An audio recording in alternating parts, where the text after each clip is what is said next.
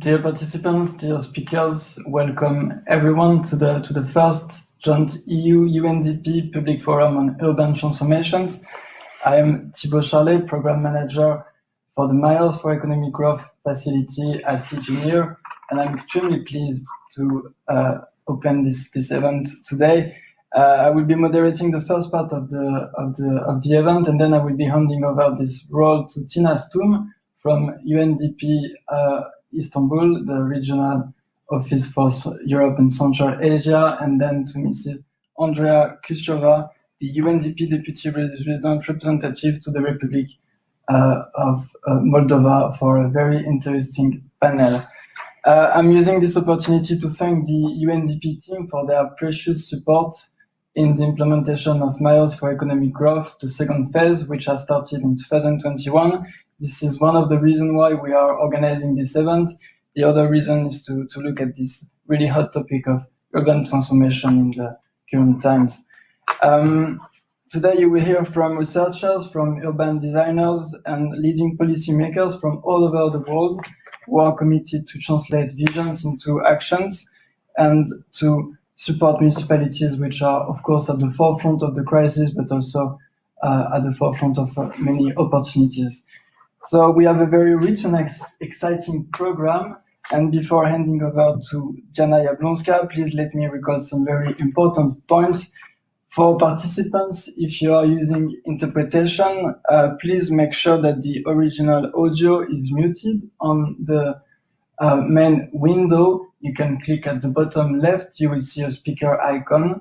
And if you want to activate interpretation, there is a globe icon on your screen. You will see we have 5 different languages today, and I'm grateful for the interpreters. To the speakers, you are now very familiar with the platform, but please mute yourselves if you're not speaking during the panel. And I wish you a very pleasant event with all of us. Now it's the time for me to pass over the floor to Diana Jablonska. She is the head of unit of the unit C1 in DG for Georgia, Moldova, and the Economic Investment Plan. So let me slowly pass the floor to Diana Jablonska. Diana, the floor is yours. Hello, everybody. Thank you, Thibaut. We are here in Brussels in Directorate General for Neighborhood and Enlargement Negotiations. Indeed, both me and Thibaut, we work in the unit that deals with Georgia and Moldova and the Economic and Investment Plan. But that includes also supporting our Eastern partners in the green and digital transition, and also in economic development, including the local development. So I am extremely happy that I can welcome you all here in this event, which I understand is very ambitious, not only on content, but also in terms of how many colleagues and from which parts of the world we have here present with us. So welcome everybody, and I'm very grateful that you joined us and very happy that I can introduce myself, because indeed I took this position only in September. So for me, it's also a learning lesson to be today with us, with you, and to learn of all the great initiatives and discuss a way forward for our joint work. So I'm very glad that we can host it virtually together with colleagues in UNDP. Very happy that we can do this together, and then of course work together with UNDP to put in practice all the great ideas. So I am very glad that we joined forces on this project, and let me thank Tuhet and Leila and the team in UNDP and the team here to jointly organizing this event, and of course to all the great speakers that we will be able to hear from and discuss with today from all over the world. So thank you very much for this. I am absolutely sure it will be a fantastic day. And this is also our first public forum that we are organizing as a part of the new phase of implementation of the Mayors of Economic Growth. We have started a very inspiring dialogue already on economic development with UNDP already 2 years ago. And of course, 2 years ago, that means in the midst of the crisis. And that, of course, also showed how important it is to talk about innovative approaches and to think about how to address this unprecedented challenge that, of course, is putting a lot of difficult questions to answer, especially for the cities. Cities always and urban regions were confronted with many challenges and of many systemic changes, and the pandemic even aggravated this further to an unprecedented level. So I'm pretty sure that we will find these discussions inspiring to discuss how to be more resilient, how to address the consequences of the pandemic and support the recovery of cities and regions and local communities as well. So today we will present some of the innovative approaches that we would like to promote together, but we also try to discuss how can we translate the vision that we jointly have into actions. And of course, we would all be very happy to hear about best practices, what actually worked, or even reflection of what can be done or what should not be done from all the participants from all over the world. I think that can allow us all to indeed put the vision and ideas into actions.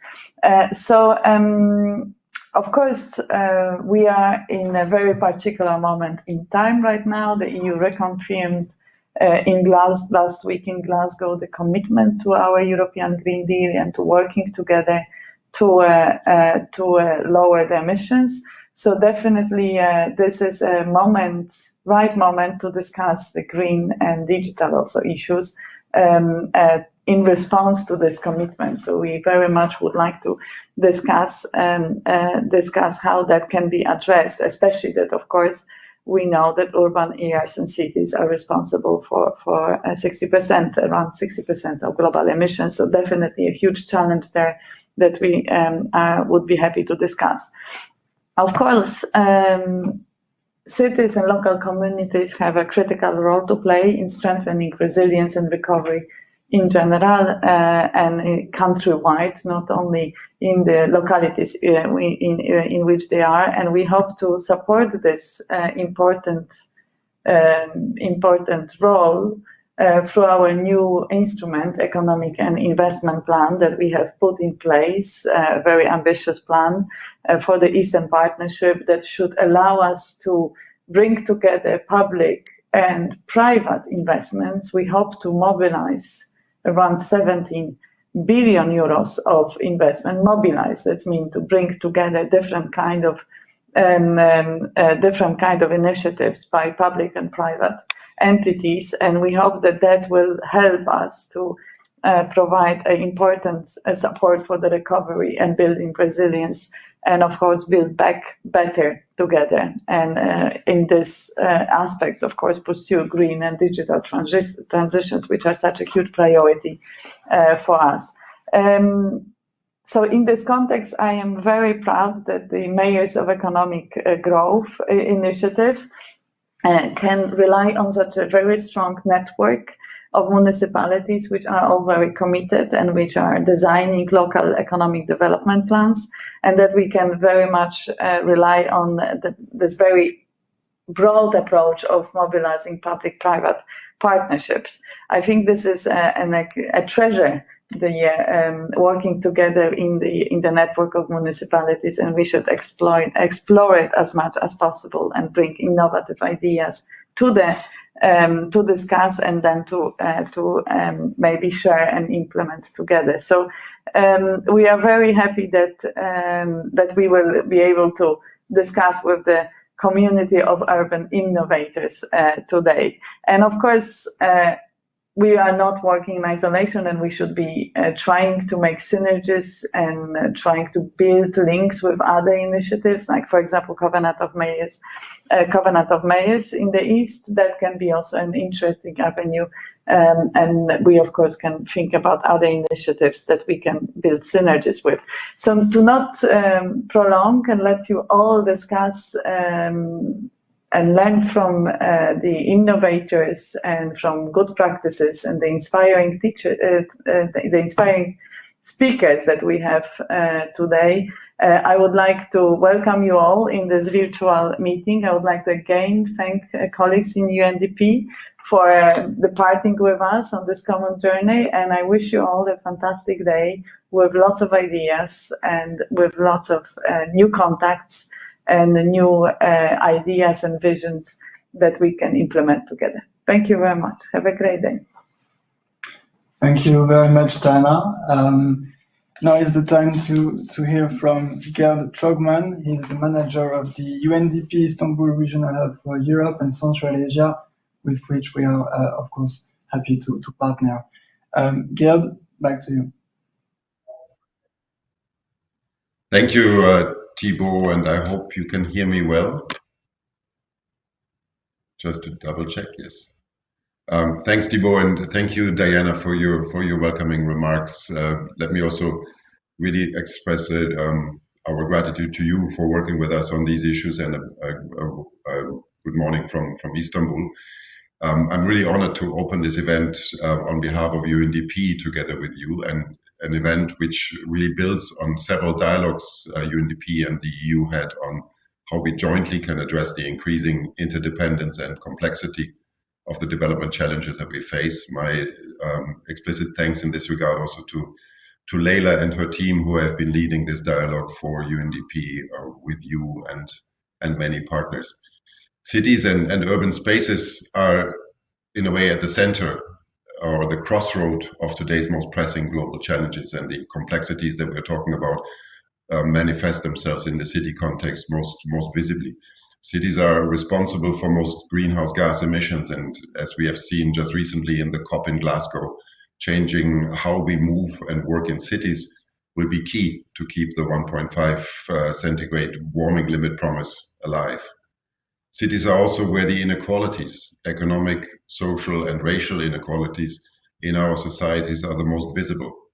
Growing cities need to adapt fast and provide services to an increasingly diverse population. Cities and towns built around old industries need new models of growth and find new ways of attracting talent.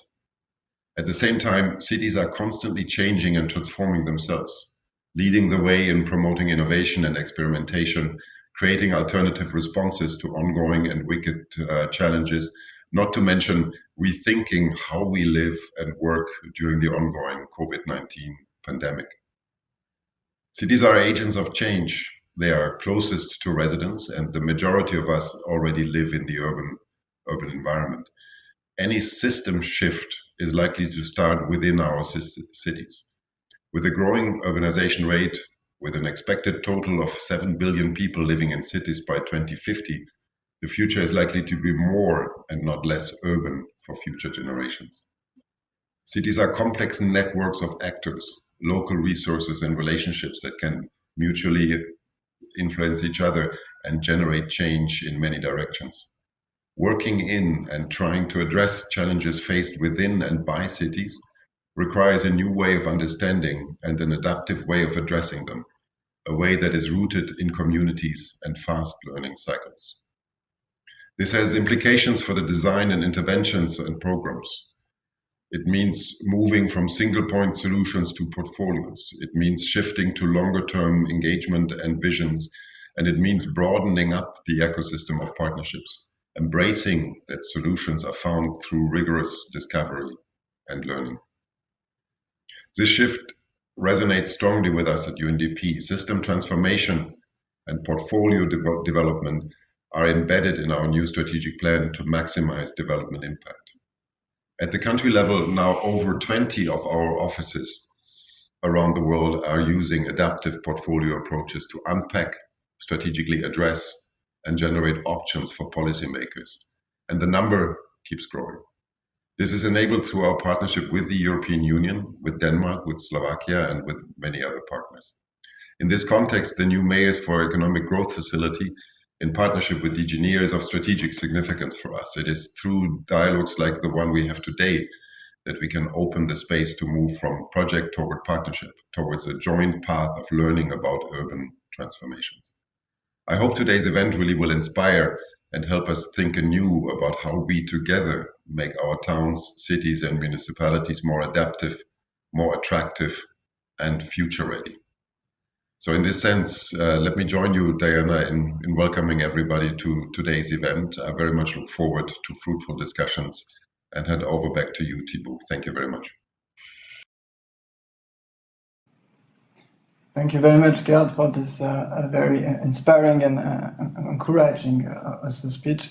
I will now invite you to watch a short video which has been produced by our colleagues of UNDP to present in a concise way the initiative Miles for Economic Growth, and I am certain that this will pave the way for the next discussions during this event. Before that, just a reminder to all participants, please, this event is yours. You can type your questions in the chat, and we will be looking forward to your feedback on the different sessions during the event. Now it's the time for the video. Thank you.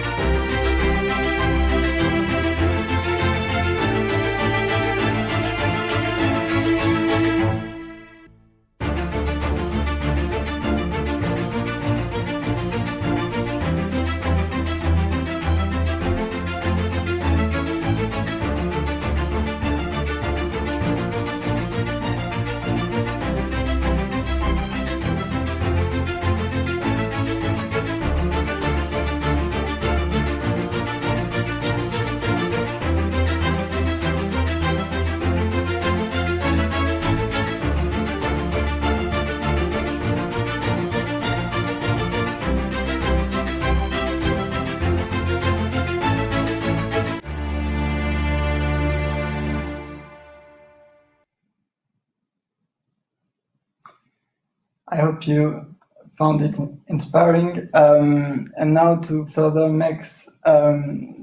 explore what makes a city an attractive place to live, we would like to hear from you, and we would like to engage you in the discussion by the means of an online survey. From this part, I'm passing over to Tina Stoon in Istanbul. Tina and Özge, this is your show. We are now going to do a very short live survey to hear from all of you. So we ask you all to kindly go on mentimeter.com, and my colleague Özge is now posting that in the chat, for a live feedback survey from you who are now part of this event today. We have 3 questions for you. And the first one is, please share one current challenge for your municipality or the town or the city that you are currently living in, a challenge that you are experiencing, perhaps on your way to work, as you're talking to other parents, etc. We ask you to go to mentimeter.com or menti.com and use the code 61455981. And we'll be waiting to hear from you all. You may post as many times as you want, and it could be the first thing that comes to your mind.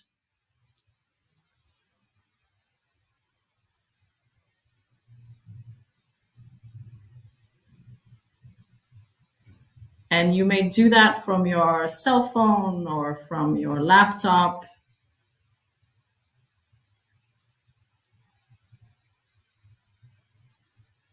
This is an experiment that we're doing. Please feel free to share anything that comes to your mind.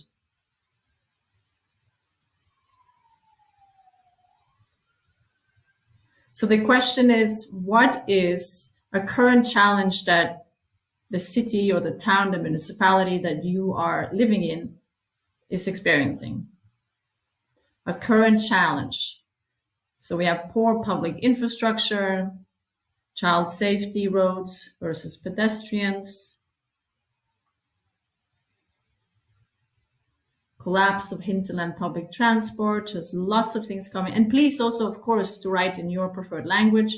We will translate these afterwards. Inequality, of course, youth migration. We have air pollution here. It's something we experience across the board. Of course, we're living in the midst of a pandemic.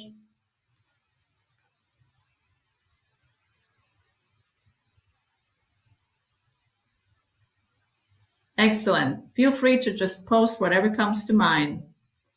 We would love to hear from you all. Here we have, again, poor infrastructure.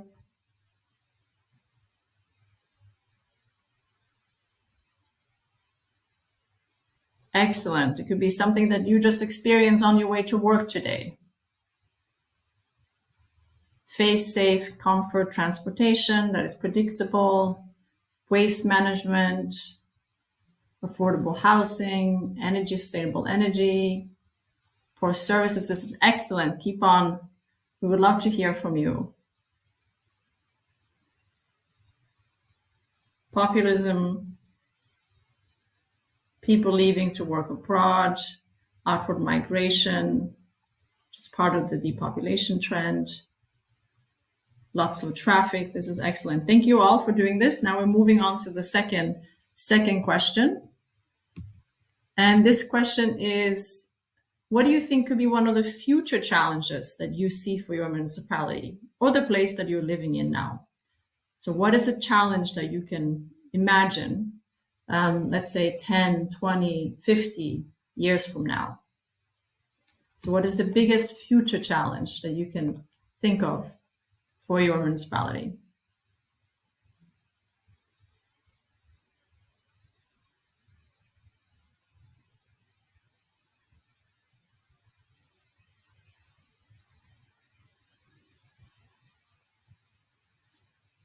Pandemics, indeed, will most likely continue to be part of our future. Climate change, the heating of the planet, anything else that you can think of in terms of future challenges. Migration will continue. Perhaps change in scale and scope. Anything else in terms of a future challenge that you can imagine? Lack of water. Excellent.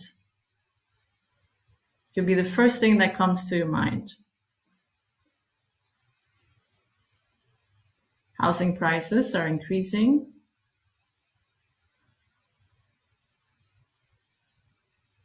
The risks of artificial intelligence, pollution will continue being a challenge, a brain drain, nuclear risks.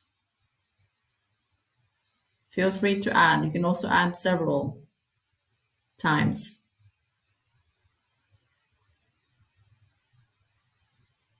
Poor air quality.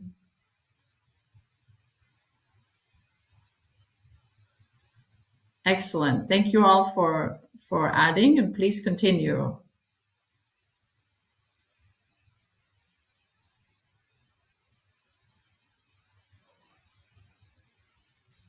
Great. Thank you all for participating.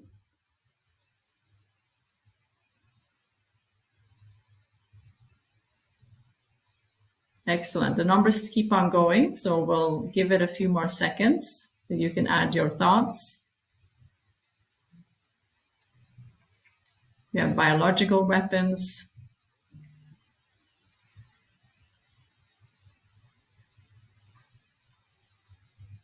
Transportation accessibility, how we move within the municipality will continue being perhaps an issue. And I think with that, we're going to the last question. And we have answers in the chat box as well. That's perfect. That's also perfectly fine. And the last question is, what are some of the biggest assets or resources of your municipality? So what is it that your municipality has perhaps that makes it special, unique, and could be an asset today and also for the future? And that's in the type of municipality that you want to live in. So what are some of the biggest assets of the municipality that you, or the city or the town that you currently live in?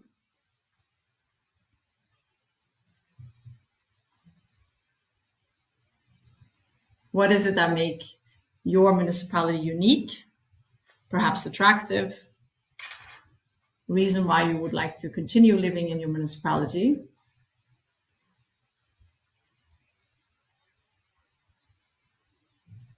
And you can still go on for Menti, go to menti.com and use the code 61455981.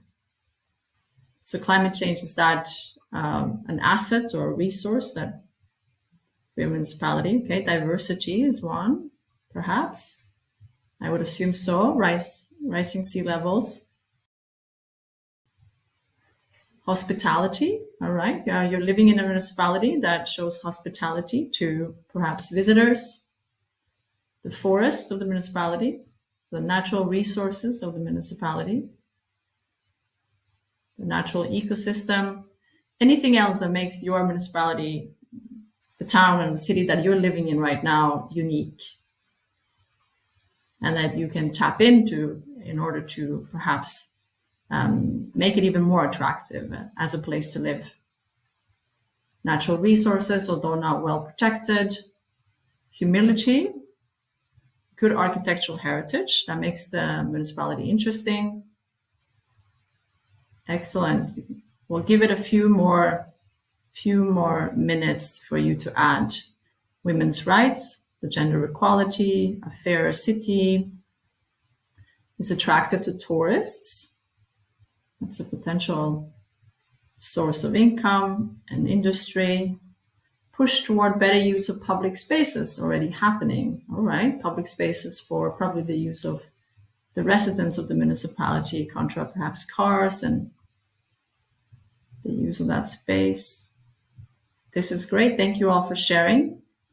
They're still coming in, so. Okay. Excellent. Thank you all for adding your voice to this very short live survey to be able to hear from you all. You can, of course, continue sharing in the chat box as well. And of course, we're going to record the answers as well. So with that, over back to you again, Thibault. Thank you. Thank you, Tina, and thank you to all participants who took part in this exercise. I think it was very helpful, and we will, of course, continue the discussion as part of Mayors for Economic Growth. As you saw in the as you heard in the introductory remark, Mayors for Economic Growth is, of course, a platform for empowering municipalities, but also a platform for experimentation and for testing new approaches. And we will now hear from experts working in very innovative organizations. The first one is, of course, Mrs. Gabriela Gomez Montt. She was the former creative director at the Mexico City, where she founded the Laboratoria para la Ciudad, which is the experimental and creative think tank of the Mexico City government. And she is now the founding director of Experimentalista. It's a creative organization which works around the world and collaborates with urban and political scientists artists and also philosophers, with the aim of building on different methodologies to create deep cultural shifts at the local level and in cities. And after her, we will also hear from Nikolai Boyadiev. He is an architect, a designer, and the co-director of the Education Design Research Program at the Strelka Institute for Media, Architecture and Design. This is an institute which aims at promoting new ways for looking at the organization of the cities and urban landscapes in the future through educational programs. So it's a very rich program again, and we, because of conflicting time zones, these interviews have been recorded. So I wish you a pleasant show with them. Let's start the interviews.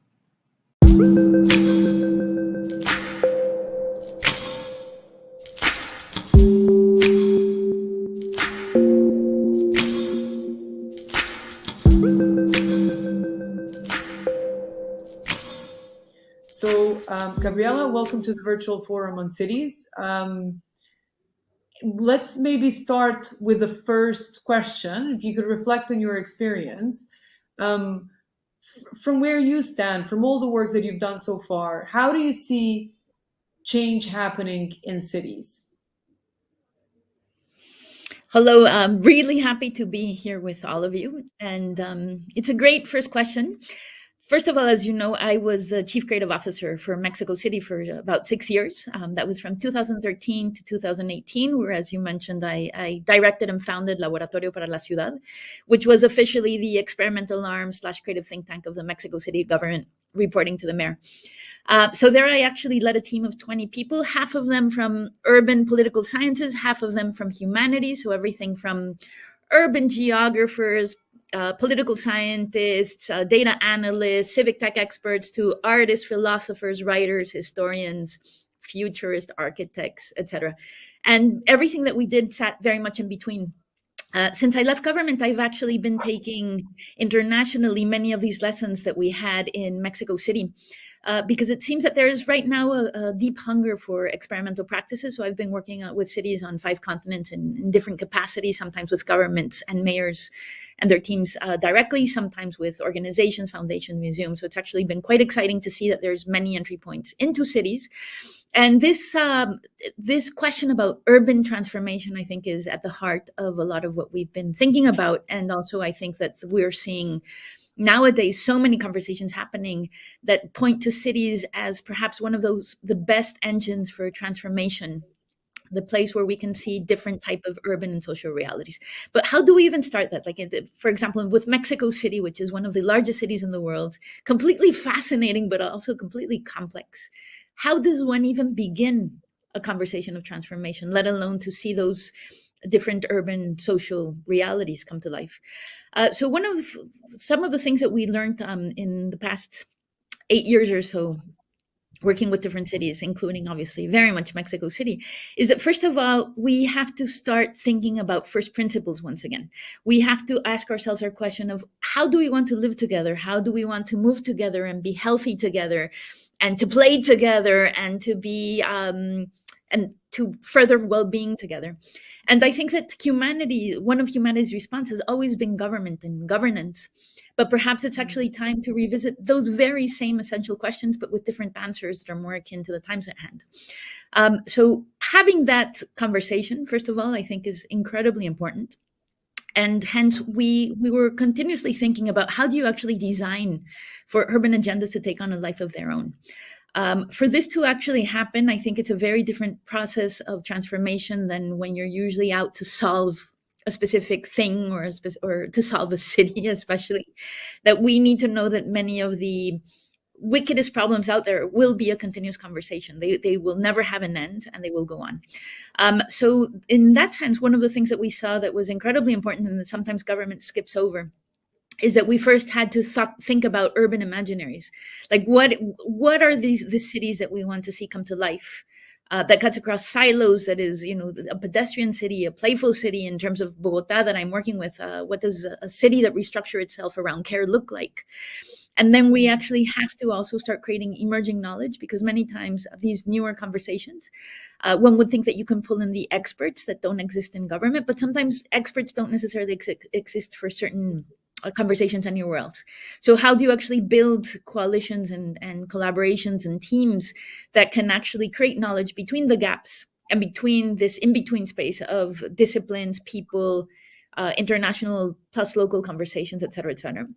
And then after this starts getting created and we figure out our questions, I think that we need to start figuring out what our portfolio of best practices, if you will, as well as the experiments that need to happen actually are. So a policy sweep, what already exists in the city, who are the actors both within government as well as without, what is the state of the art, what are urban imaginaries, what are our resources, both in terms of skill sets, in terms of finances, in terms of infrastructure, and then go on to actually figure out what the gaps are. And these gaps I find incredibly important, because this is where the experiments need to go on for us to come up with new answers. And that's last but not least, one of the things that has to happen after that is activating an ecosystem around open-ended conversations and open-ended questions as well. So at the lab, we would always have either our big agendas that were just like urban agendas proper, but also the specific experiments always started with a question, or what we call the provocation.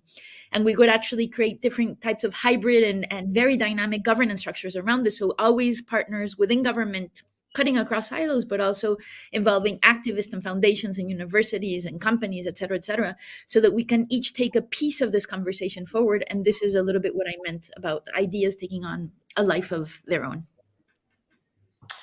Thanks so much. There's so much here to unpack from what you said, and it's very inspirational, and it really resonates also with the approach that we're taking in Mayors for Economic Growth. And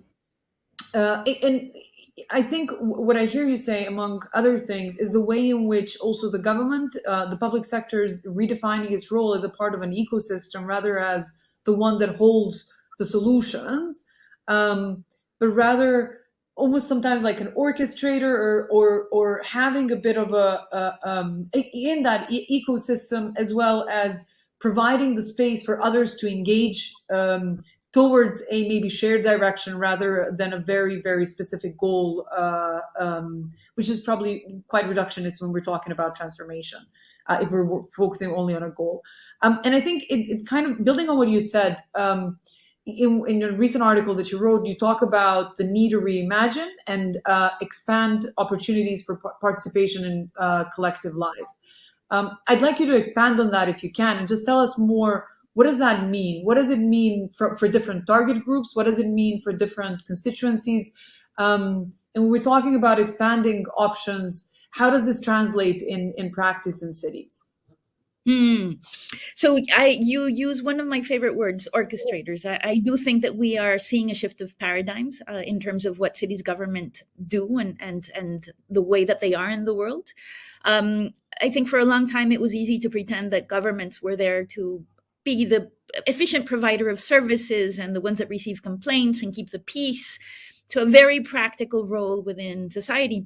But I think due to both new challenges that are especially affecting cities, I think, as well as new possibilities and a democratic crisis that we are seeing the world over, we are starting to find that role for government actually might be insufficient. Everything I just said is important, efficient, effective, productive governments are fantastic and necessary thing. But at the same time, if we only go for technocratic solutions where we think that the government's role is to actually act on their own and solve on their own and to make cities that are productive and efficient, as I mentioned, then we are actually losing a big part of what government should do.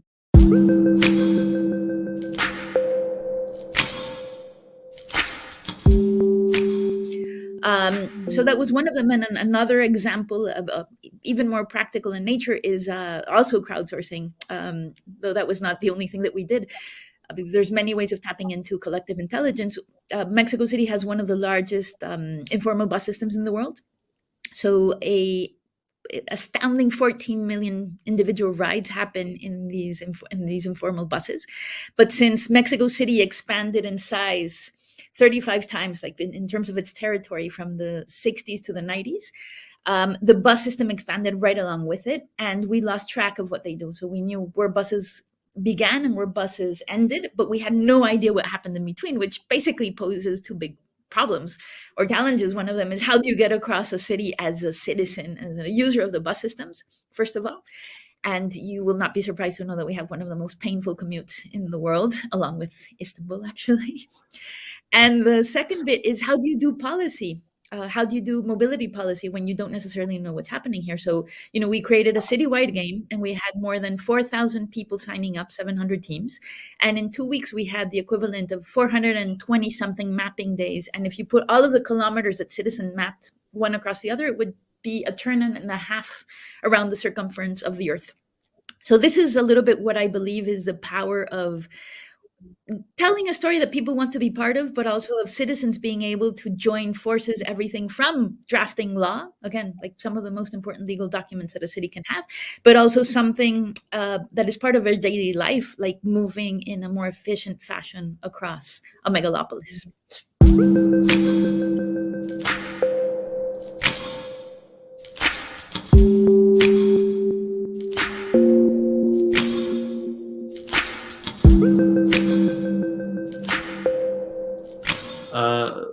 So in terms of practical examples where we focus our attention, giving this reframing, the reframing of the city as a type of system for care, or landscape of care, if you will, a technologically constructed artificial landscape of care. We try to rethink essentially, how do we basically build this layer? We try to rethink concretely, what are the innovations that need to happen in the construction industry, which is one of the industries that has really stagnated in terms of innovation.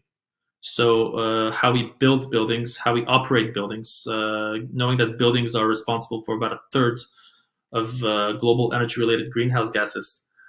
And I think concrete by itself is responsible for about 8% of that. How do we rethink the standards that need to be designed in order to commission the building of the built environment? In other words, the design not of shapes, but of standards is an important aspect of our research. So as I mentioned, to me, the key challenges that cities are facing is essentially recognizing their own role, not so much as the care of the citizens that happen to live there and vote at that time, but really as a kind of a long-term infrastructure of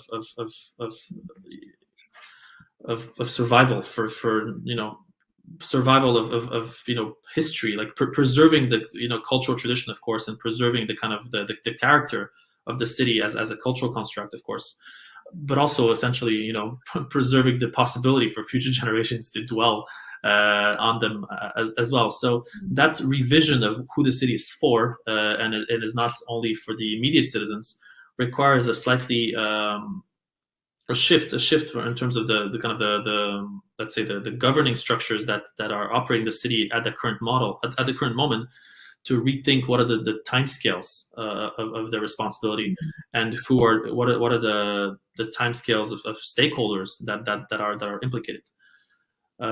So hence this notion of rethinking building long term, knowing that basically the city is if the city is an infrastructure, it's also a type of lock-in. It's very difficult to unbuild what has been built in some ways, and therefore every decision that you make essentially locks in the possibility of future decision down the line.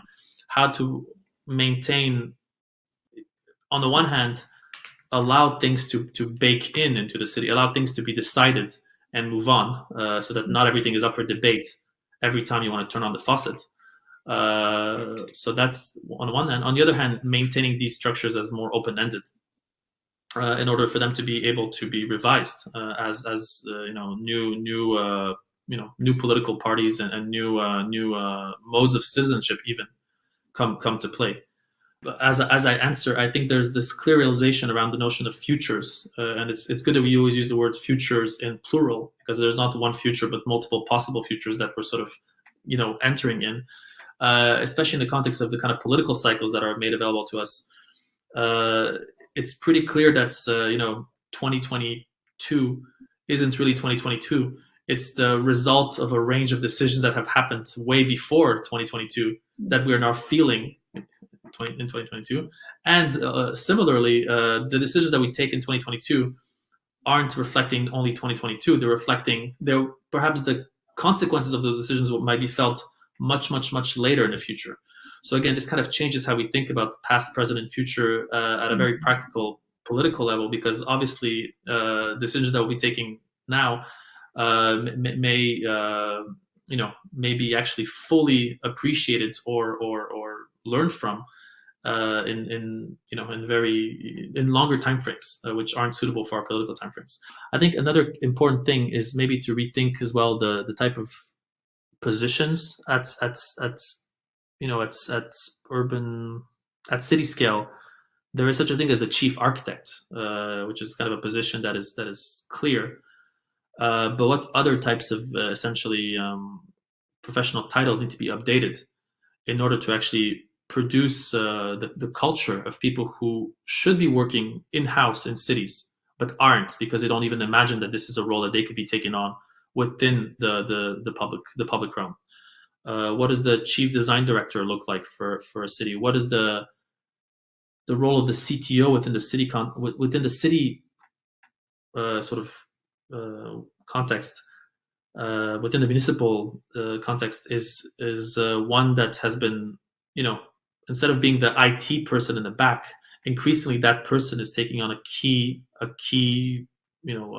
role in the shaping of what kind of datascapes have to be created, what kind of transparency with data production need to be maintained, and those kind of capabilities need to emerge in-house in order to avoid the kind of predatory consultancies that are trying to sell smart city tech to various municipal governments. I think developing this kind of imagination and thinking in-house requires shifting how we think of recruitment, hence this kind of notion of education and residency and short-term workers within the scale of the municipal governments, and obviously giving them the opportunity to stay by letting them invent their jobs within the city. So I think this draws a fairly clear vision, which is a city that is open, a city that invites young people to basically shape it, one where a city that frames or that sets the frames for its own development, invites others to participate in both shaping it, but also kind of implementing that vision. And I'm sure that for the ones who are listening to this conversation, they'll take a lot of other very super interesting insights from our chat. So Nikolai, thanks a lot. Thank you for your time. Thank you for the great work that you guys are doing, and we'll obviously stay in touch and hope to continue working together. Thank you. Thank you very much for the invitation and the opportunity to speak with you.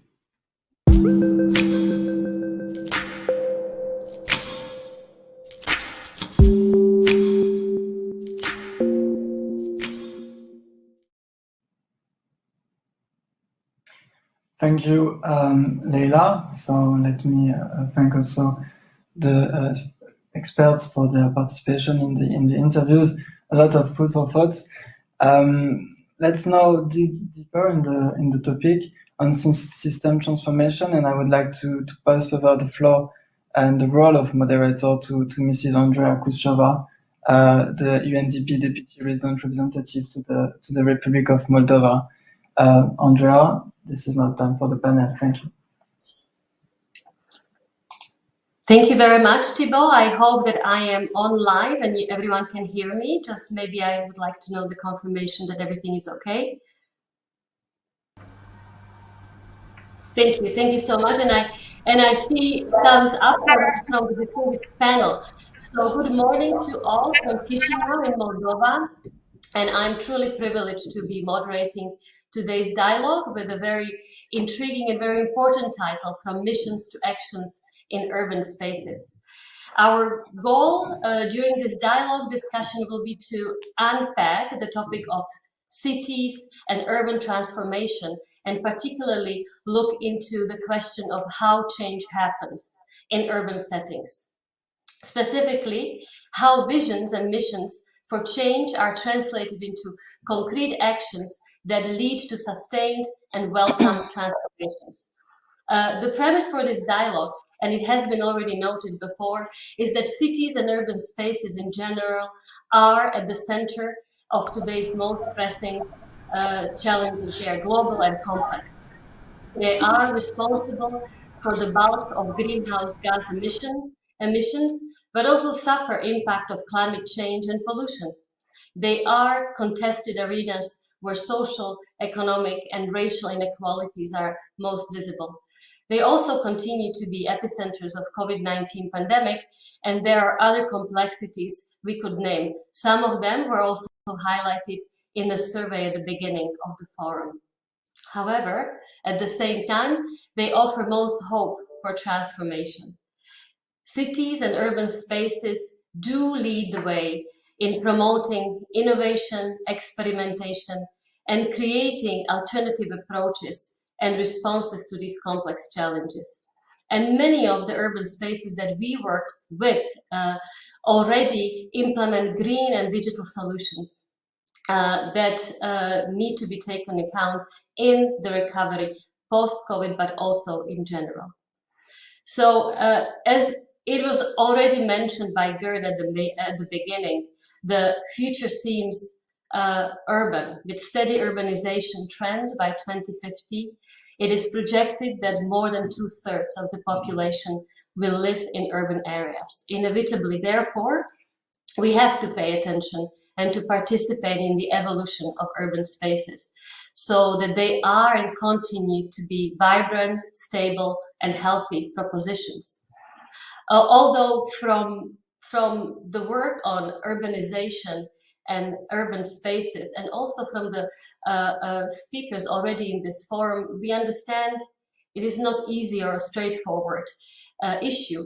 Urban spaces are progressively becoming very complex systems with many actors, with people, networks, entities, institutions, and narratives that are often competing narratives.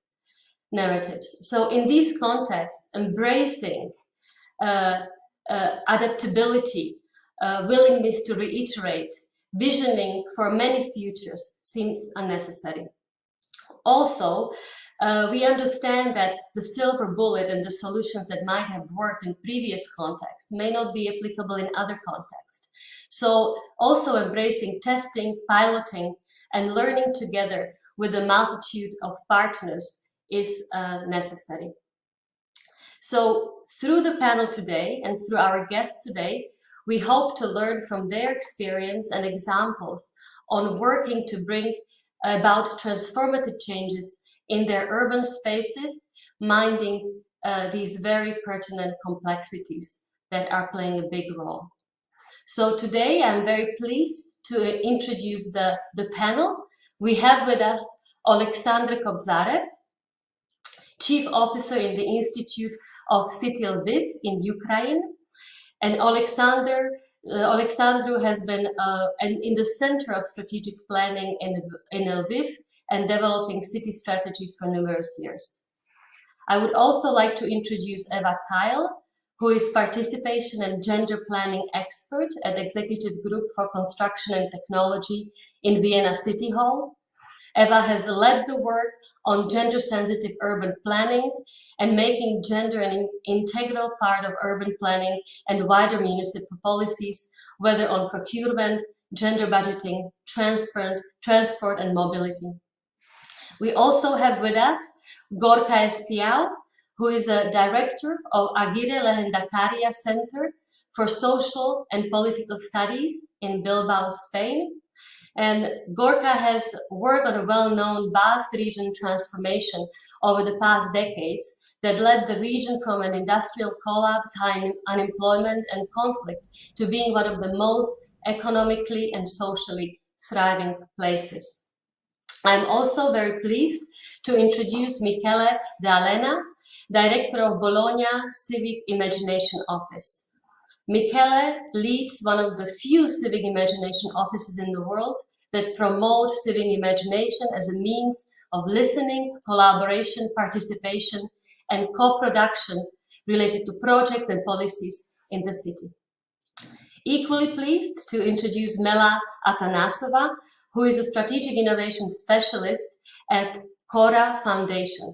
And Mela is a part of the core team in Cora. Mela is part of the core team in Cora, that supports partners on the learning and applying the portfolio approaches that help unpack those complex challenges that are faced by urban spaces and direct the stakeholders towards solutions that address them from the systems perspective.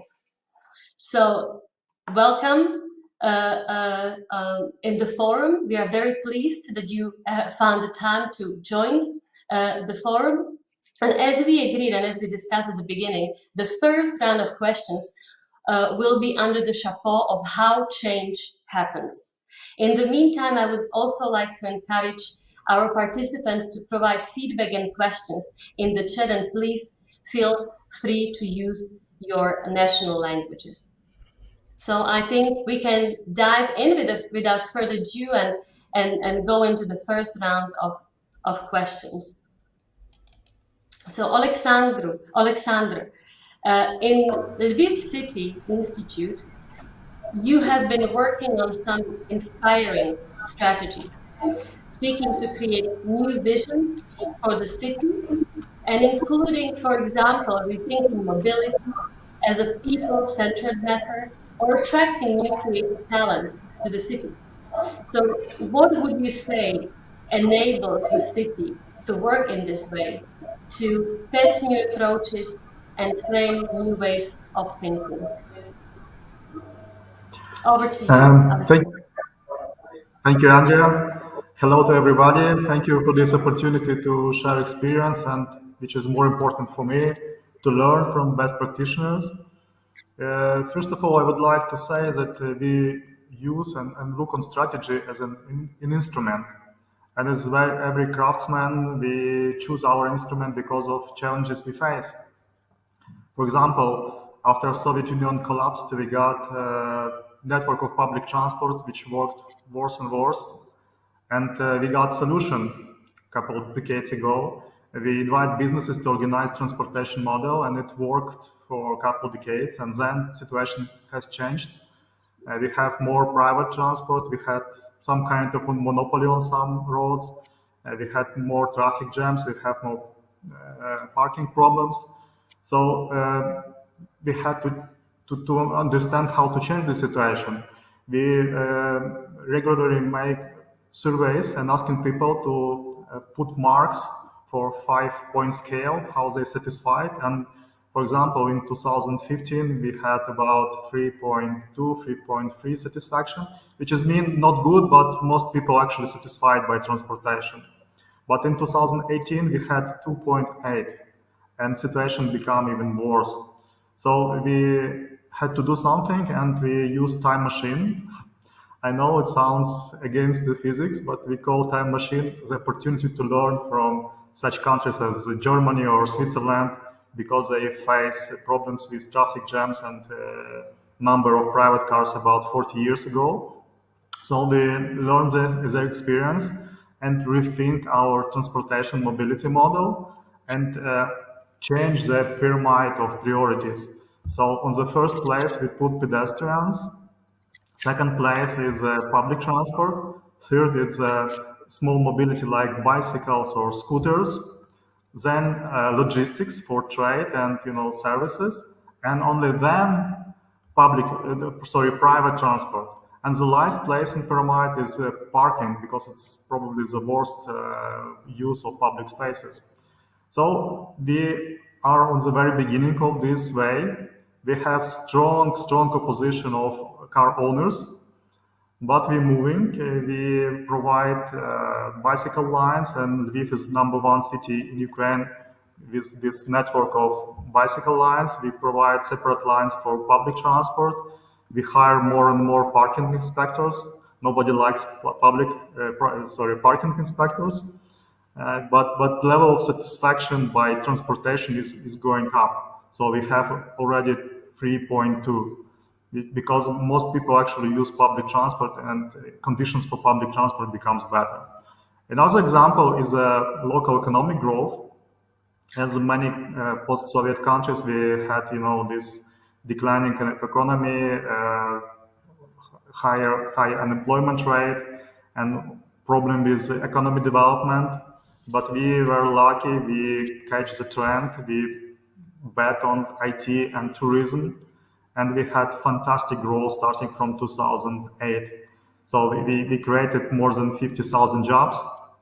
For example, we started in 2008 with 400,000 tourists per year, and in 2019, we had 2.5 million tourists annually. Unfortunately, COVID spoiled this situation, but we expect fast recovery.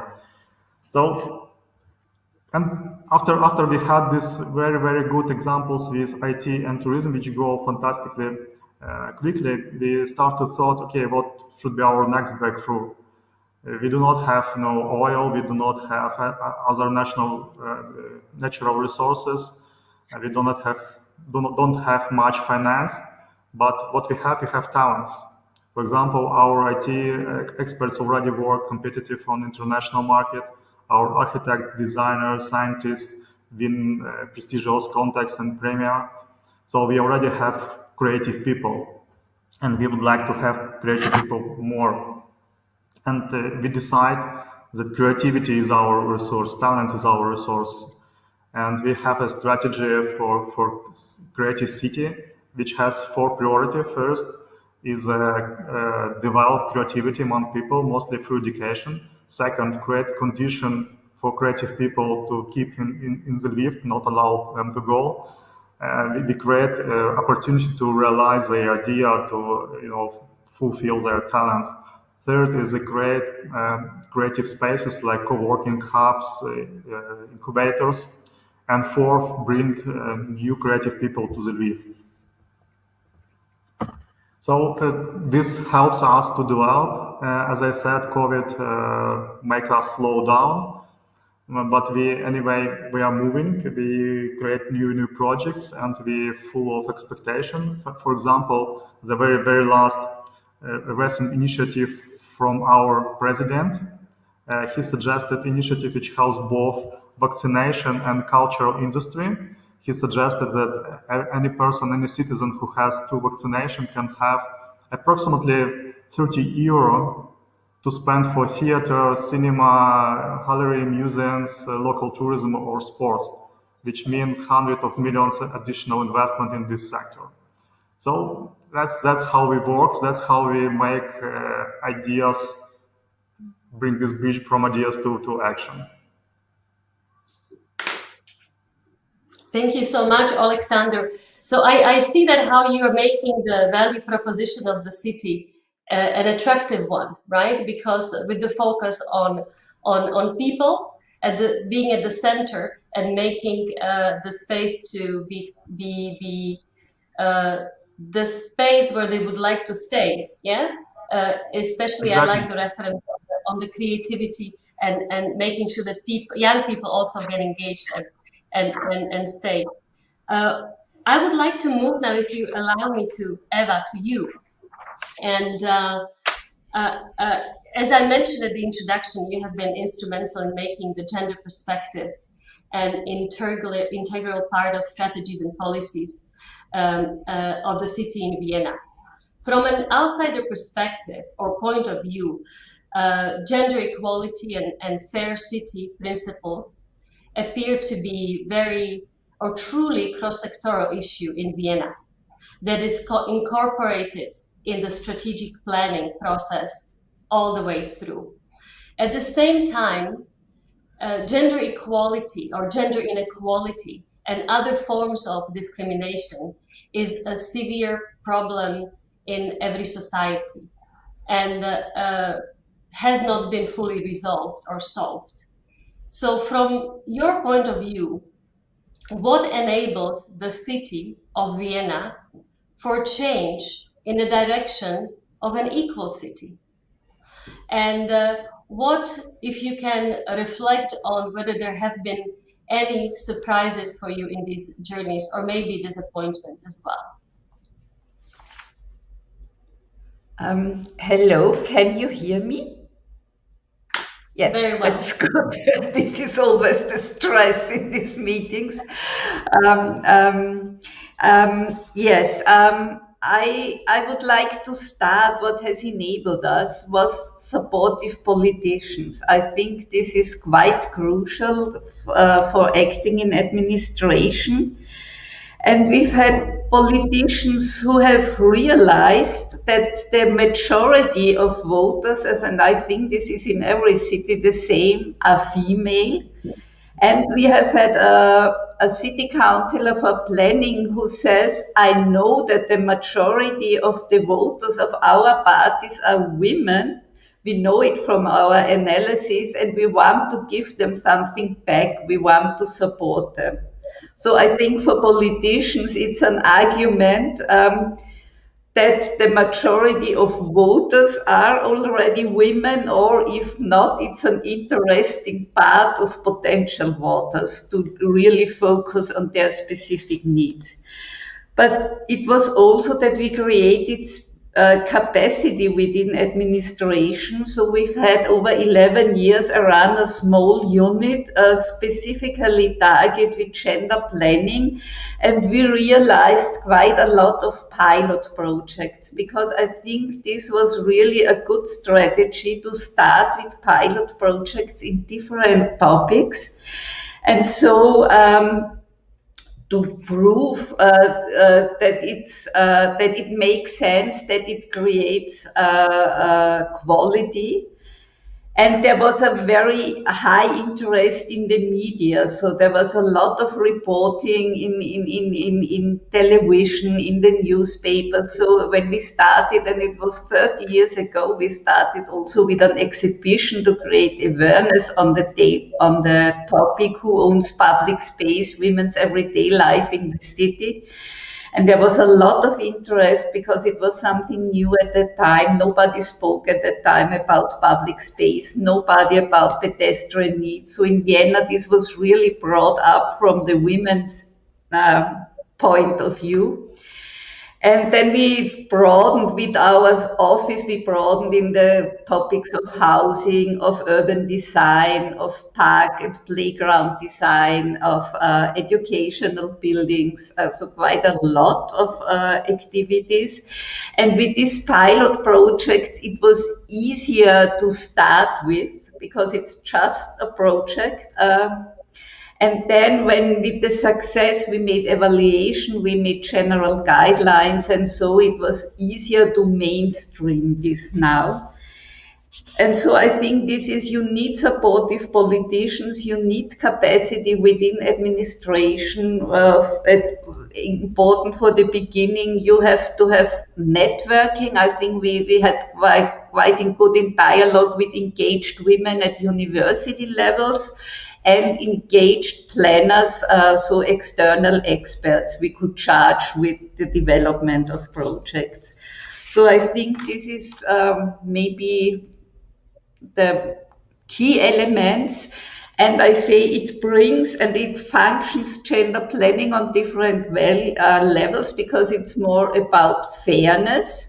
It's so this political attitude, what we try to explain with this fair shared city, but it's also effectiveness, because I think all the cities of the world have more demands and more challenges than budget. So it really helps you to use your money efficiently, because if you know more about your target groups, and gender is not only about women and men, it's about differentiation of age and cultural backgrounds and of the different groups.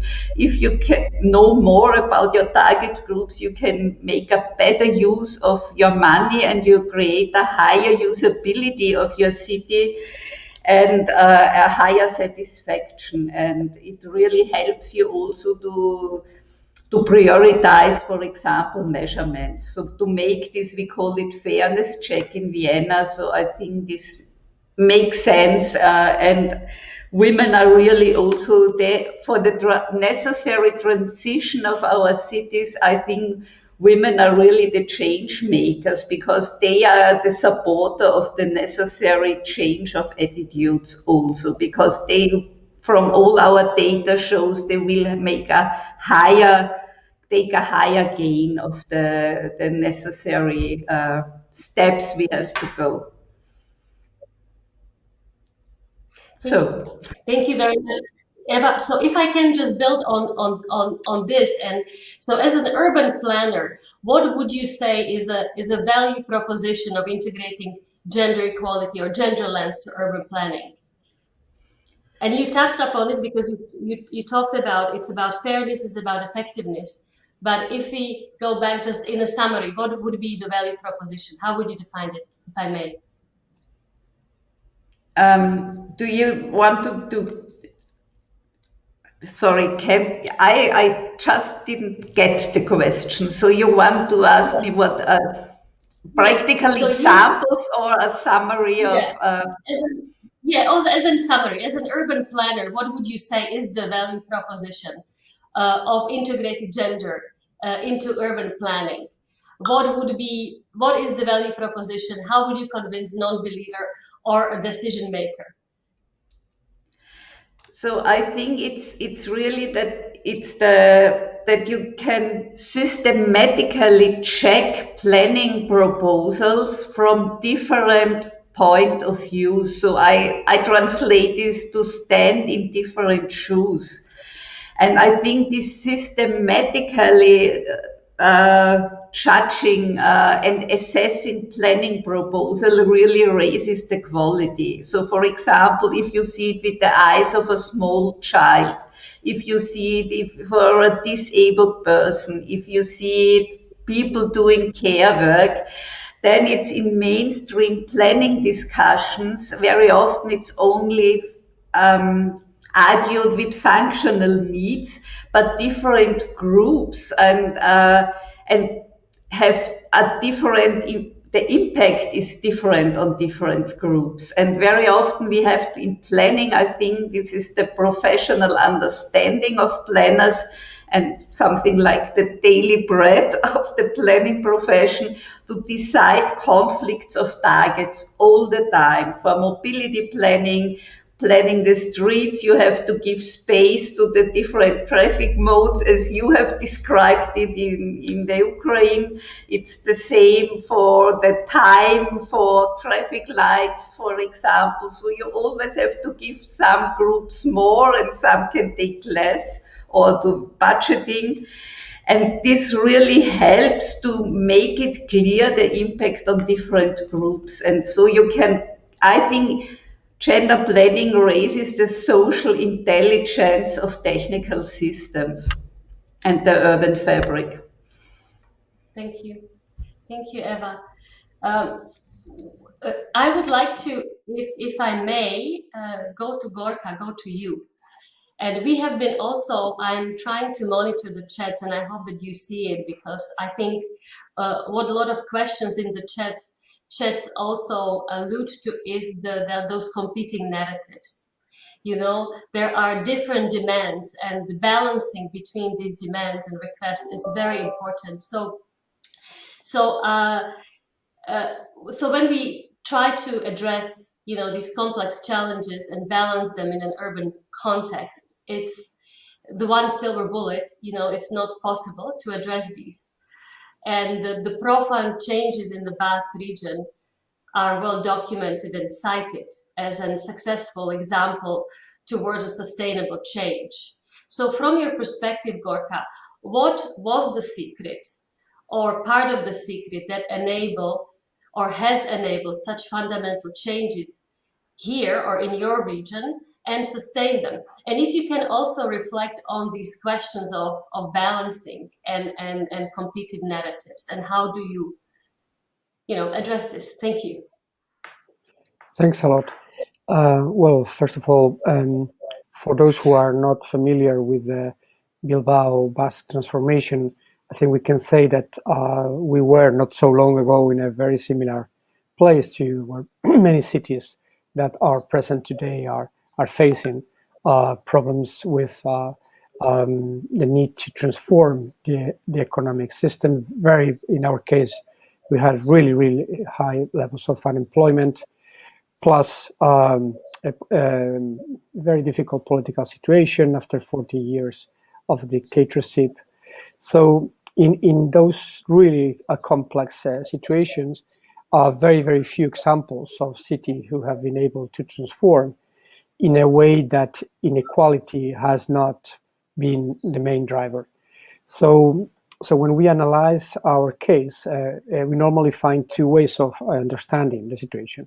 One is what my colleagues were describing as a single point solution. So very simplistic analysis that tried to say, well, Bilbao was in a very difficult place until they decided to build the Guggenheim Foundation in collaboration with the US Foundation, and that building itself changed the whole city because it attracted tourism, it attracted investment, and therefore what you need to do is to identify a single point solution like this that will change the city. And there are so many examples, as you probably know better than me, that have failed to transform cities applying this single point model, that I think we need to go deeper into what are different interconnected elements that can transform a complex system like this, like a city is. So in our case, when most of our research can demonstrate that the initiative of the Guggenheim Museum was the result actually of a very long process of a lot of complementary decisions on how to create a new regulation landscape for taking collective decisions in the area, and a large number of other infrastructures that were also interconnected, and most importantly, a lot of civic initiatives. Because when you ask really the key protagonist of that transformation, they always refer to a movement of transformation, not to a project, not to an expert strategy. So the city leaders felt that they were part of a large movement that was bringing with them, obviously, other institutions, private sector companies, and civil society organizations. So their role was more as an orchestrating role in the way that some of my colleagues have described, rather than those experts that knew better than the rest of the ecosystem about how to proceed. So in our case, if you, there is, I will say that there's never a secret, magic secret. But if there is something I think we can share, and that's something that we are trying to go deeper in our own experience to keep the transformation going, it's really how can we learn to operate as a movement of transformation where all of us are part of that movement. There is no traditional leadership who is telling the others what to do, but actually how are we interconnecting our work in a way that we have a larger and deeper goal, that is how the whole system is changing, because we cannot achieve a city transformation goal without mobilizing a large number of stakeholders and constituencies. Thank you very much, Gorka. I think this leads very nicely to Michele, to the question that I would have. And Gorka, thank you very much that you highlighted not a secret, but perhaps one element that is very important: work as a movement, which means that there needs to be that common vision, right? That everyone works towards and making it happen, if I understand correctly. But so Michele, now to you, you're a director of a civic imagination office created by municipality of Bologna to explicitly boost the public imagination across the city. I would like to ask you, can you tell us a bit more about the motivation of the municipality to adopt this way of strategizing and planning for the urban space or for the urban transformation? That would be the first question. So if you can tell us a bit more about this and motivation and how actually the imagination works towards strategizing and then towards transformation. Well, thank you for the invitation. Our mission is clear. We have to involve those who usually do not participate.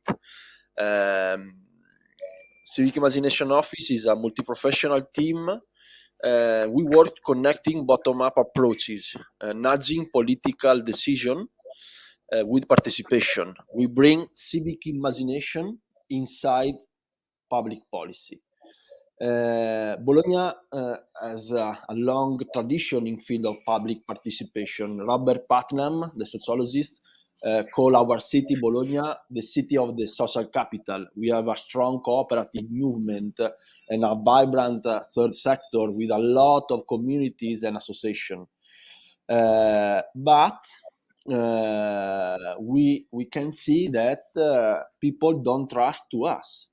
People don't trust in all over the world. People don't trust to anything, to government, to ONG, to enterprises, also in Bologna. We also see that isolation generating negative impacts on people in terms of health and democratic life. There are too many people in situation of isolation, exacerbated by the pandemic.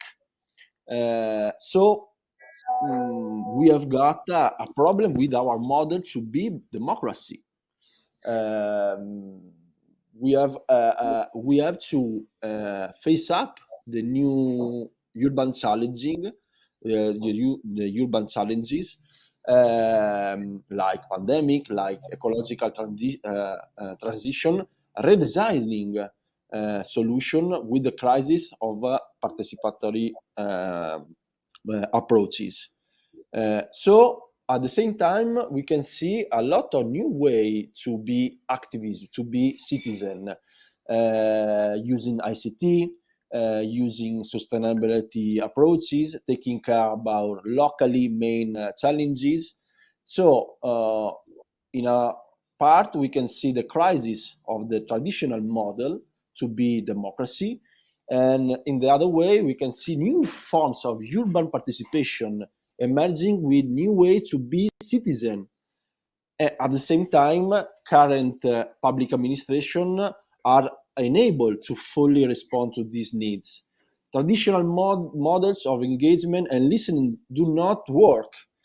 So our answer was to create new approaches to reform democracy, to find new solution. So Civic Imagination Office has built an infrastructure thanks to citizen science and all the methods depending of the context and the target. We believe that participation strengthens democracy, and without a strong democracy, there can be no collective intelligence. So we are redefining the foundation of how to be and how to govern, surpassing the 19th century approaches and embracing the new challenges. So we have created a multi-professional team working with proximity approach, with lean and flexible organization, changing the normal way to work. We work with the people. We have no target because we have a lot of partners outside the institution. We work with the community to co-product solution. We created a team with proximity agent, one for each neighborhood. Using design thinking approaches, they work on the ground depending on the context. recognizing the difference. They use different languages and methods, engaging parents, adults, young, elderly, new Bolognese, new migrant, building new solution together, reinforcing the public policy of Bologna. In concrete, we have got Federico, for example, working in San Donato San Vitale, is a neighborhood of Bologna, and Federico go every day in San Donato San Vitale and speak with in the parks, organizing focus group in the libraries, connecting the high and the bottom-up approaches, using data, using technology, and using empathy with the people. We don't have target. We work with nudging approaches and cooperation, mutualism. We need to, at the basis of our work, we want to reconnect the institution with the people, because in Bologna we have got an enormous innovation and research lab outside the institution. We have got a lot of community that are experimenting new solutions in concrete way. So we think that we have to not only legitimize them, but we have to work with them, rethinking the way to be public policy. But it's necessary to change the point of view. We have to organize a new organization of our work. So we create this proximity agent, and we at the beginning was very hard, but after 4 years working on the ground, we can see that we have got a lot of strong territorial alliance facing the new urban challenges with a lot of constituency in our territory. So we have created the base for a new phase of democracy here in Bologna, but we are only at the beginning of our story. We have got a lot of new challenges, but we have got good infrastructure, and we have to work with our children, with our families, with our migrants, with them and not for them. Thank you very much, Michele. Very intriguing, very interesting approach. I'm sure, you know, even beyond this panel, there will be a lot of questions on the process of imagination. And I think the trust of citizens, or population towards the authorities is very important there. We worked on it constantly and looking at the perspective of social contract. And thank you that you also raise some of the points of what are the instruments that you use in the process of imagining different futures. If I may, I would go now to Mela, and I'm certain that we will be able to have the second round. But Mela, you've heard all of this, and you work for an organization that supports partners, right? To think about interconnectedness of these elements and find and help find solutions that are interconnected, right? Because as we said, you know, one silver bullet approach doesn't apply. So you have been helping cities to organize themselves towards the portfolio development, and it has been referenced here once, which means, in my understanding, moving away from a single project focus to this intersectoral approach with many interconnected interventions that city can learn from and adapt and in the changing context. So what would you say is the uniqueness of a portfolio design? How does it seek to address the needs of the cities that the single project focus might not? Yeah, and how also, if you can reflect on these different competing requests and demands that the cities might face. Over to you.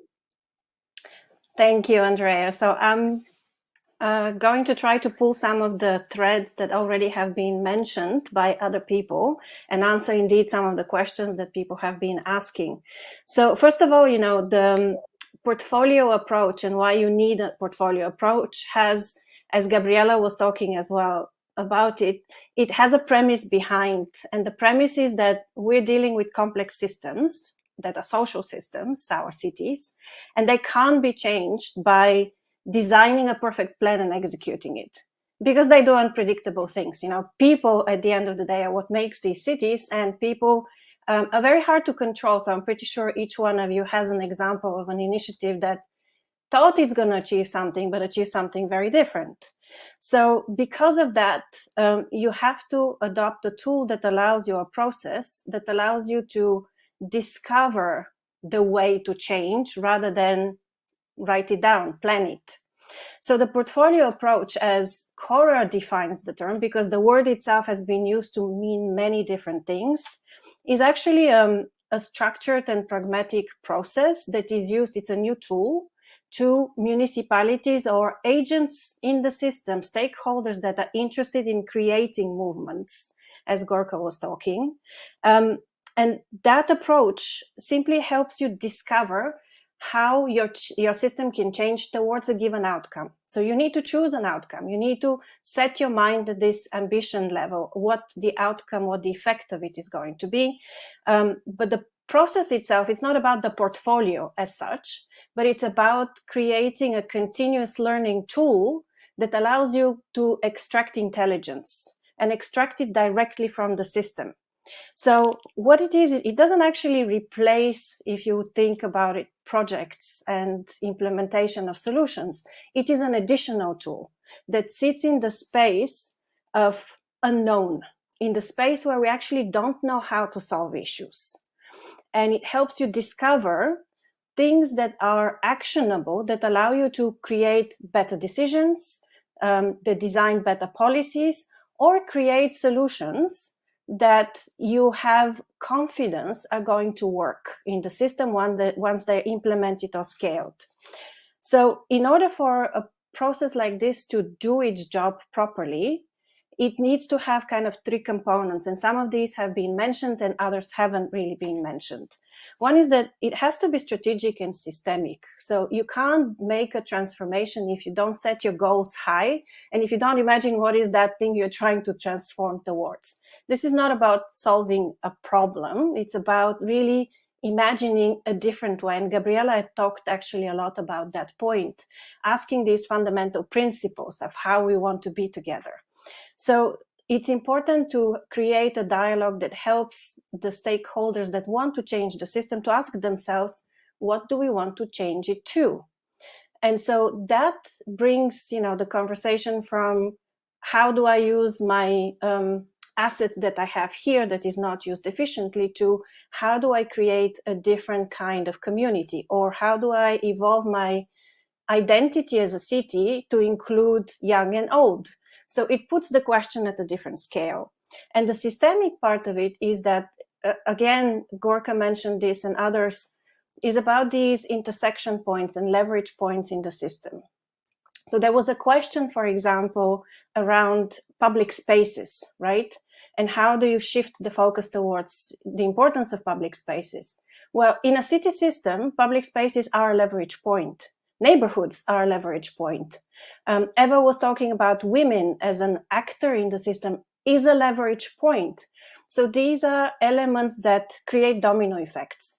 They both shape how the system works right now, but they also are places where if you apply different type of action, can actually create a chain reaction of different effects that is what you're trying to get. And we have created a tool actually that helps us visualize a city as a system and helps municipalities engage with it and see what their particular problem looks like, what their particular city looks like, and where its leverage points are. The second piece, though, of that portfolio approach is the fact that you don't put initiatives in it. It's a portfolio of options, learning options. And learning options are experiences. They are experiments that you design in order to extract that intelligence you're looking to extract, right? You go and engage with the system to see what it does. So you can create a hypothesis about what happens if you're trying to assess, to work with the leverage point, but you don't know until you go and try it. So for example, in Armenia, we had a hypothesis that in a small city, a thing that makes it vibrant and that is missing at the moment is cultural entertainment. So rather than going and building a cinema, what you say, well, let's conduct an experiment. Let's do 2 months of pop-up entertainment. We'll bring different kinds of entertainment to the city, and we're going to watch how people respond to it. Which ones do they engage with? Which ones do they not engage with? Which audiences engage with what? And out of this, we can actually create an initiative that is much more certain about if you do X, people will respond. So you can actually measure this beforehand. And the final piece of it is this, we've mentioned it before sometimes, the dynamic management of the portfolio. And that's simply a fancy word of saying, you need to extract the learnings over time. As things are being executed in the system, you need to have a systematic approach to say, well, what did I see happening and what does that mean to all of my assumptions? So it's a protocol that we use often, which is called the sense-making protocol, that involves multiple stakeholders across the system.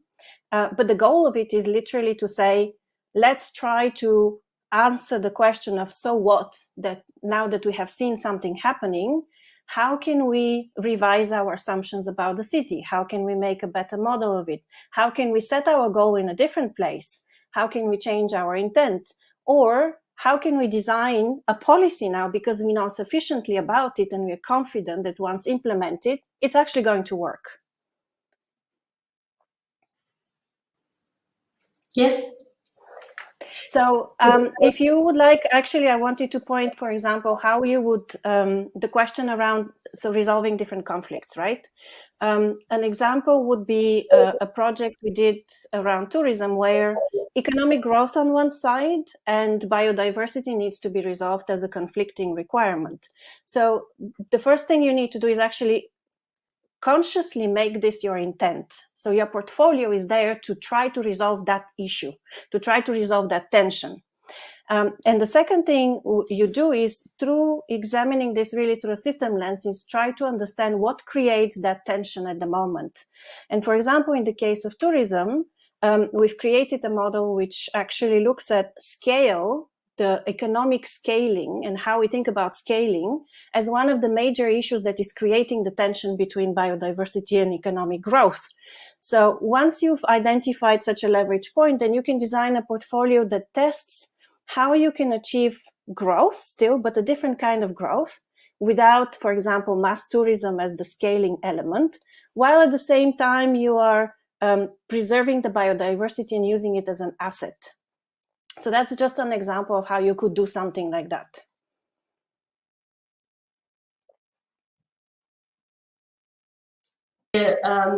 Question in the chat, but I would keep it for towards the end. And this is how these innovative approaches can actually apply in small cities. Because when we speak about urban spaces, it is not a homogeneous construct. Yeah, we work from very small municipalities to bigger cities, towns, but also megapolises. So maybe towards the end. We do have, as a panel, for about 15 minutes, 20 minutes to have space for the second questions. And if I can ask, we can be a bit more brief in our responses. I would like to start with Alexandru and very briefly probe the question of engagement, right? Creating a move of citizens. We already spoke about the interesting strategies that the Lviv Center was working on, but how do you engage the citizens so that these strategies are relevant, are flexible enough, and can be constantly adapting and changing, reflecting the changing context?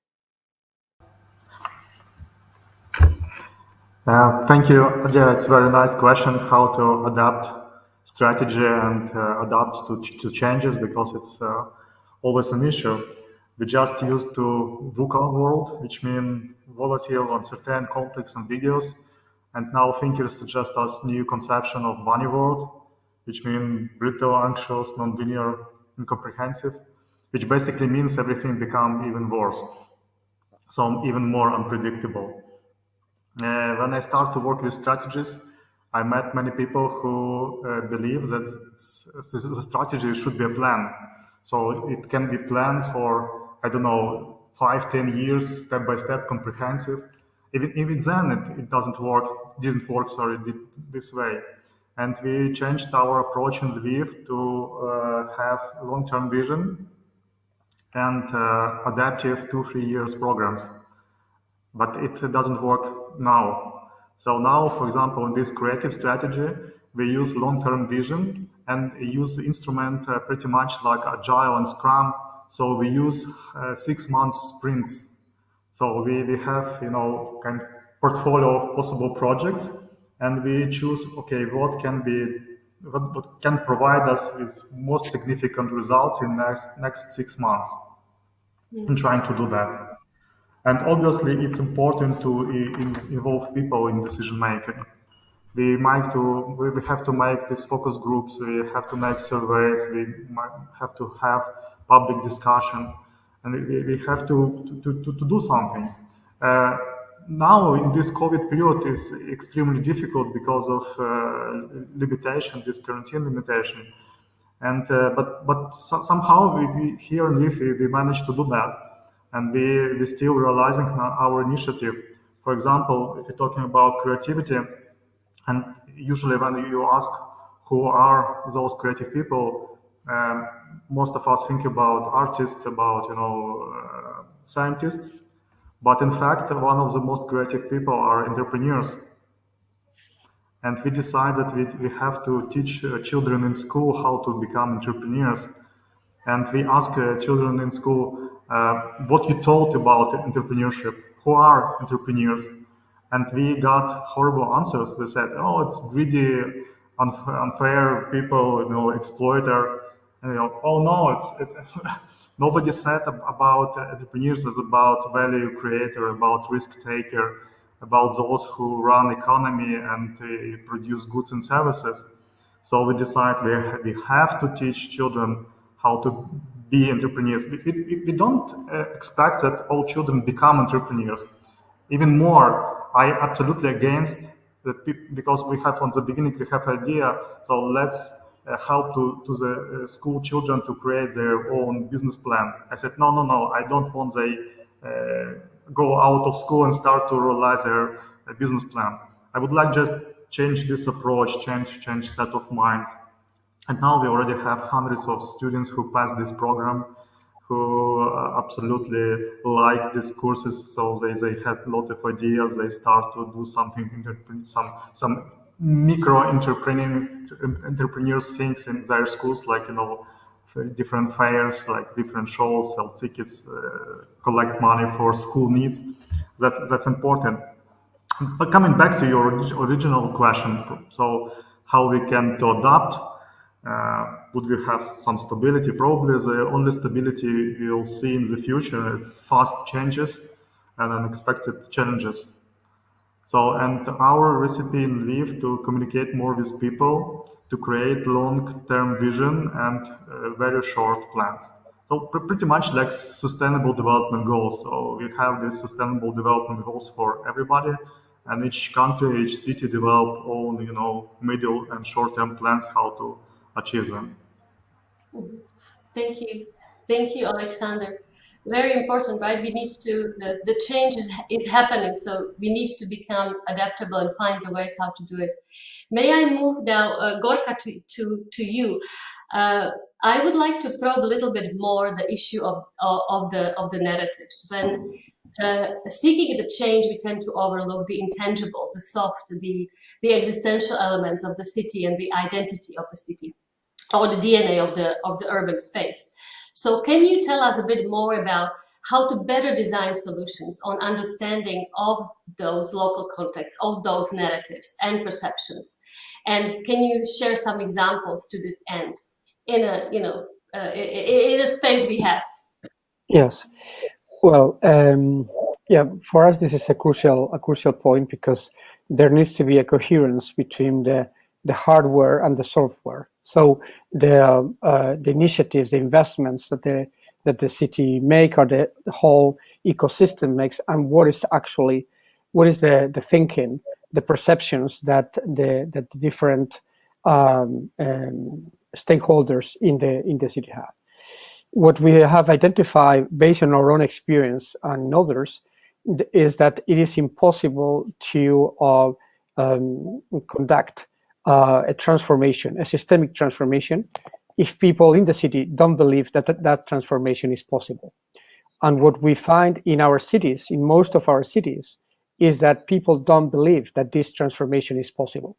So there is a public narrative or a discourse in the surface where everybody talks about it, but the listening processes that my colleagues, from Bologna and others were mentioning, helps us to better understand what is really deeper in the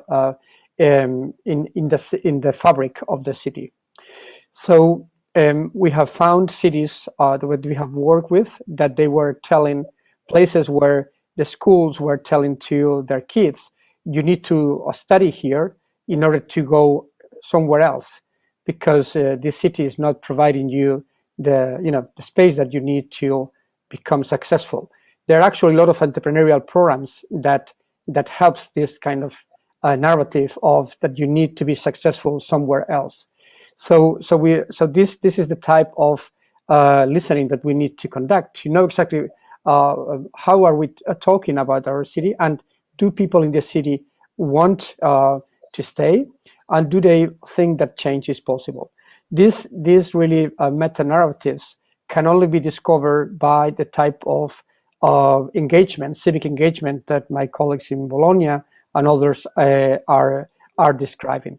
So another good example is the narratives about the Sustainable Development Goals agenda and the necessary ecological transition. Everybody will say in the surface that we need to adapt, that we need to support the transition. But actually, if you conduct a proper listening exercise, you will realize that most of us are really not that ready to change our way of life in the way that is required to adapt the city to that transition. So the question is really to have a better understanding of what is operating, what are the narratives that are operating in the city. As you were mentioning, what are the different perceptions? Because in a city there are always very, very different perceptions, but sometimes you can find like core elements that make change possible or not in a particular area. And if the narrative that you discover is a narrative that is not supporting change, we need to put that information on the surface and generate a collective discussion about it, not to hide it, not to try to educate people or not to try to support marketing campaigns that are actually not going to change that underlying elements of how do we perceive if change is possible or not. In our work with narratives, we have also discovered that narratives and perceptions at the local level never change because of experts that come from the outside. So people start doing different things at the local level when they see people they consider equal, peers, behaving in a different way. So change, in our opinion, is not about flashy events where international experts come. And international experts are very important, obviously, to engage in the discussion. But the real conversation is about, putting those operating narratives at the surface, in the discussion. Say, this is what we are telling about ourselves. This is what we are really saying about the possibility of change in the city. Do we want to be associated with narrative, or should we take certain actions to influence in the narrative part? The really good news is we know that narratives change very rapidly. It is not true that they are installed for generations, that they never change.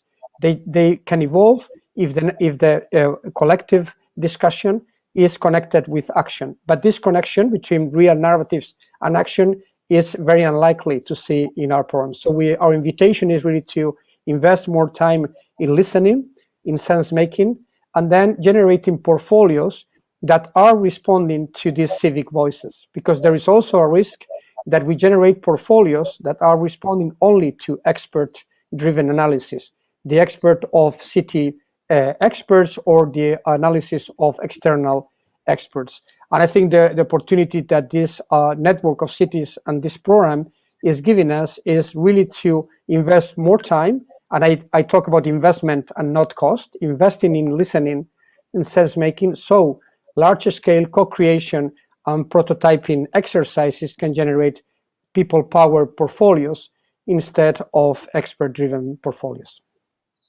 Thank you. Thank you so much, Gorka. This is truly illuminating. Colleagues, we do have 5 minutes at most. So if I can ask each of you for one advice to our audience on how to move urban transformation forward, and we do focus on public officials, what would it be?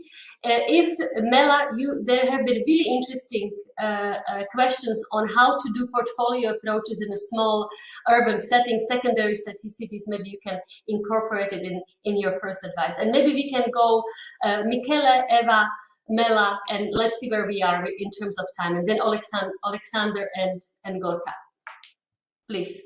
One advice, moving urban transformation forward, advice to the audience. Michele. Well, I think that, thank you, Gorka, for the mentioning. I think that we have to try to activate mutual learning and peer education to develop a spread a conscious reflection about to be a city. We have to go outside of the institution in the fragile zone. Using the data, we can know the most fragile zone in our city, and to create conversation and meeting between communities and politicians to share skill proposal to create concrete territorial alliance. We have to work on relationship using different media and languages. Thank you, Michele. Stop. Eva, the same question. Thank you. Eva, the same question to you. One advice to our participants. I think it would be use pilot projects for the beginning. Find the active people, because in the end it always depends on people within and outside the institutions, and create a network of them. And for public space, there was this, and the level of scaling for small cities, I think there are certain things like public space that are typologies that functions on every level of scale of cities. Because this neighborhood surrounding and the solutions, they are a bit the same questions everywhere. And what I can say, use international experience for just to steal the good ideas from the others. What we have done is a manual gender planning and urban development, and urban planning. You find it in the internet, where we have all our hand-knitted methods we want to share. We have been inspired by other cities. And there will be a publication in February, which I have done a consultancy for the Asian Development Bank for the city of Tbilisi in Georgia. And there will be a gender planning urban design manual, which maybe could be of interest. And there are a lot of good manuals and description. And I think this, not to copy it, but just to give ideas and imaginations. For sure. Thank you so much, Eva. Mela, very briefly, portfolio approaches for small urban cities. So building on both Michele and Eva's points, so I would say shift your focus from doing to learning and bring something new to that process, definitely. Whether you copy it or whether you bring it from outside or use the time machine that we've heard about. And cherish the not knowing, because otherwise it's going to be a very difficult sort of thing. And to reassure the small cities, out of the 6 cities we worked with, 2 were in the 20,000-30,000 size, so not very big. And the advantage you guys have is that decision making is fast because you're smaller, and mobilization is possible with the entire population, which is a great advantage to have compared to very big cities. So don't consider yourselves underprivileged in this space at all. Very good point. Thank you, Mela. Now, I know that we are nearing the end, so very briefly, if I can hear from Alexander and from Gorka, and I will hand over to Thibaut afterwards. I would quote Mikel. I would say make changes not for citizen, but with citizen. Educate, inform, build alliances, and understand that people now want to be participants. You can see the most popular media platforms is those platforms when people become co-creators of content, like Facebook, like YouTube, like Twitter and Instagram. So let's people be co-creator of city space. Thank you, Alexander. And Gorka, over to you.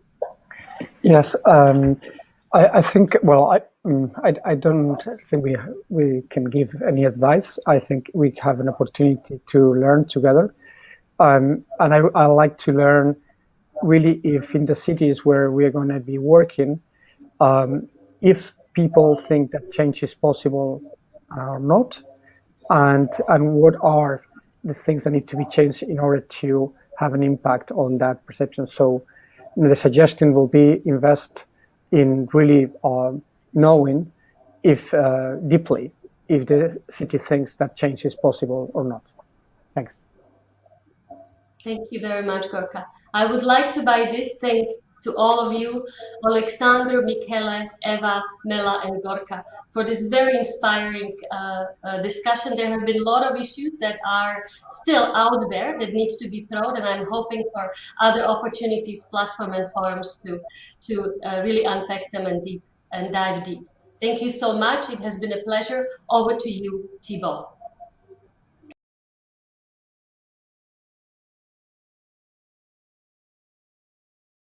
Thank you to the panelists for bringing up such important questions and sharing such a rich variety of practical experiences on long-term visions, on inclusivity, on portfolio approaches.